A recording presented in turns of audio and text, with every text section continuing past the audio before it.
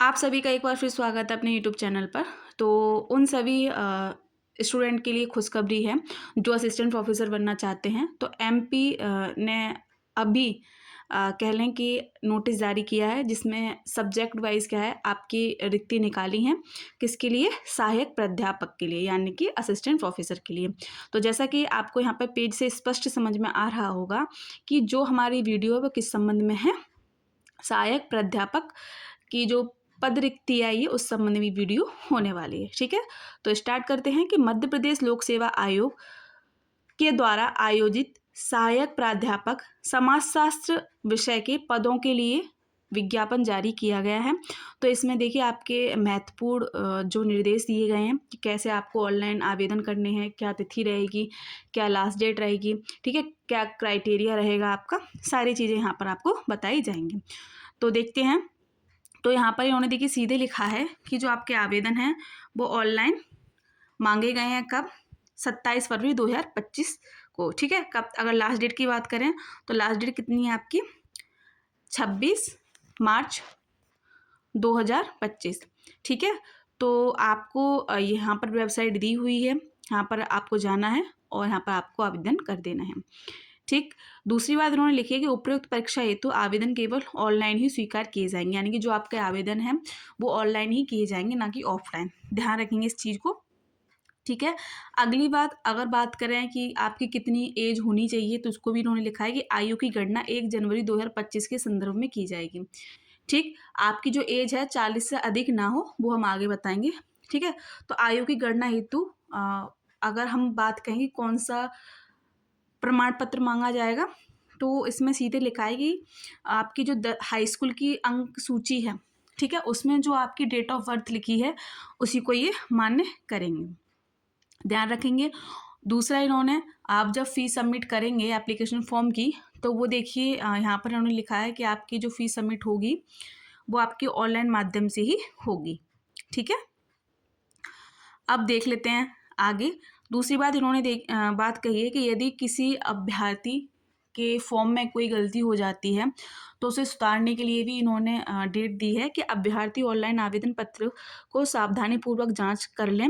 Online आवेदन पत्र में त्रुटि सुधार का कार्य दिनांक 4 मार्च 2025 से 28 मार्च 2025 तक किया जाएगा। ठीक है, इस हेतु प्रति त्रुटि सुधार प्रति सत्र 50 त्रुटि सुधार शुल्क देय होगा। अभ्यर्थी त्रुटि सुधार हेतु एमपी ऑनलाइन के अधिकृत सेवाओं का उपयोग कर सकते हैं। ध्यान रखें, अभ्यर्थी के नाम में कोई त्रुटि सुधार नहीं किया जाएगा। ध्यान रखेंगे, ठीक है, कि आपका जो नाम डल गया है उसमें कोई त्रुटि सुधार नहीं होगा।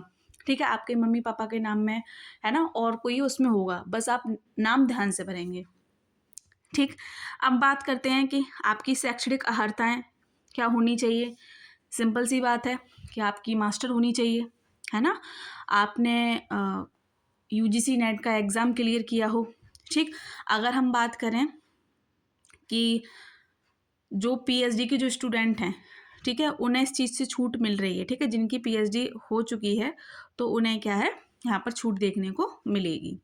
ठीक।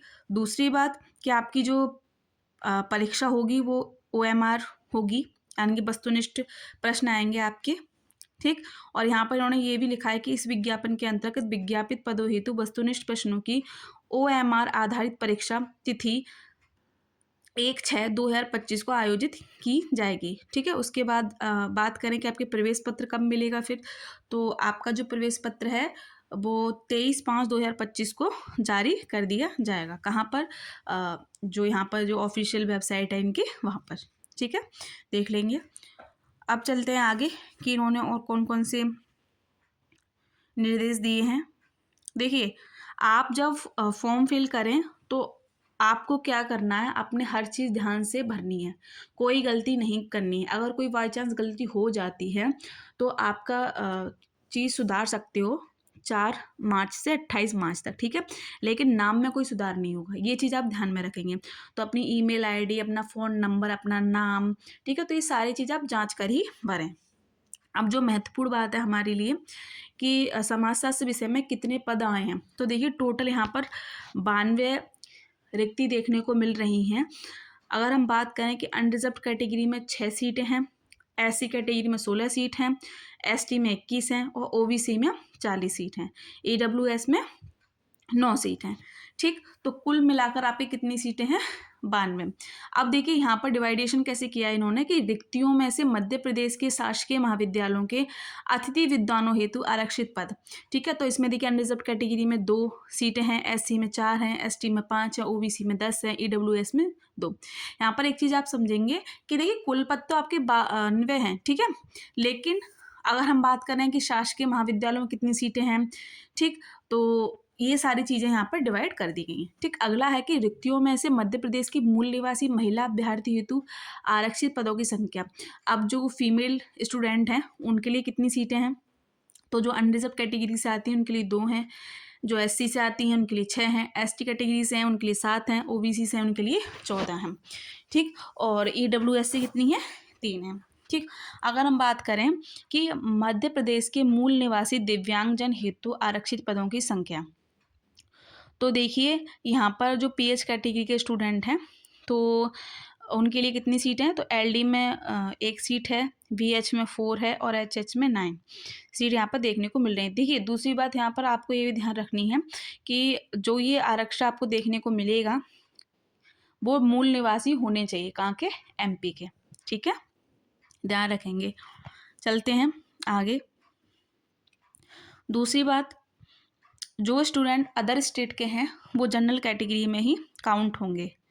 ठीक, जैसा मैंने आपको बताया कि जिनकी PhD हो चुकी है तो उन्हें एक तरह से छूट देखने को मिलेगी, जैसे नेट अगर नहीं किया PhD हो चुकी तो उन्हें छूट देखने को मिलेगी, लेकिन कुछ शर्तें भी हैं कि अभ्यर्थी की PhD की उपाधि केवल नियमित यानी कि रेगुलर उन्होंने PhD की हो। ठीक है, PhD के लिए अभ्यर्थी खुली मौखिक परीक्षा आयोजित की गई हो यानी कि वाइवा हुआ हो, मतलब जो प्रोसीजर होता है रेगुलर PhD में वो सारा क्या है, आपने क्वालिफाई किया हुआ हो। ध्यान रखेंगे इस चीज़ को। ठीक, आगे अब देखिए इन्होंने क्या बात कही है, साथ ही ऐसी PhD धारक जिन्होंने अपनी स्नातकोत्तर डिग्री 19 सितंबर 1991 से पूर्व ही प्राप्त कर ली है उनके अंकों में 5% की छूट उपलब्ध कराई जाए तथा 55% से 50%। ठीक है, ये इनके नियम हैं।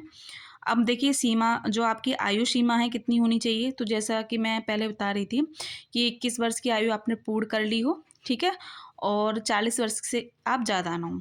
ठीक, और आपकी जो आयु की जो गणना होगी वो कब से होगी? 1 जनवरी 2025 से। ध्यान रखेंगे। और जो मध्य प्रदेश के जो अनुसूचित जाति, अनुसूचित जनजाति, अन्य पिछड़ा वर्ग के जो स्टूडेंट रहेंगे उन्हें यहाँ पर आरक्षण देखने को मिलेगा। ठीक है, अदर स्टेट के कोई भी स्टूडेंट रहेंगे उन्हें यहाँ पर कोई आरक्षण नहीं मिलेगा। ध्यान रखेंगे इस चीज़ का।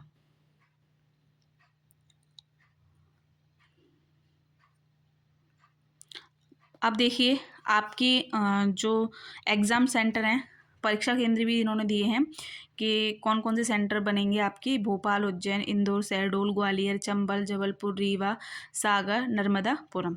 ठीक है, यहाँ पर क्या है आपके एग्ज़ाम सेंटर बनाए जाएंगे। ठीक, तो आपके ऑनलाइन आवेदन करने की जो तिथि है वो क्या है? 27 फरवरी 2025 और अंतिम तिथि क्या है आपकी? 26 मार्च 2025। ठीक है, अगर कोई गलती आप करते हैं फॉर्म फिल करने में आपके नाम को छोड़कर तो वो आप कब तक सुधार सकते हैं? 4 मार्च से लेकर 28 मार्च तक। ठीक है, आपके जो प्रवेश पत्र होंगे वो कब जारी किए जाएंगे? 23 मई 2025 तक। ठीक है, और जो आपकी लिखित परीक्षा होगी वो इस कैलेंडर के हिसाब से 1 जून से ये लोग स्टार्ट करा देंगे। ठीक, तो ये किस विषय के संबंध में विज्ञप्ति थी? आपके सोशियोलॉजी से।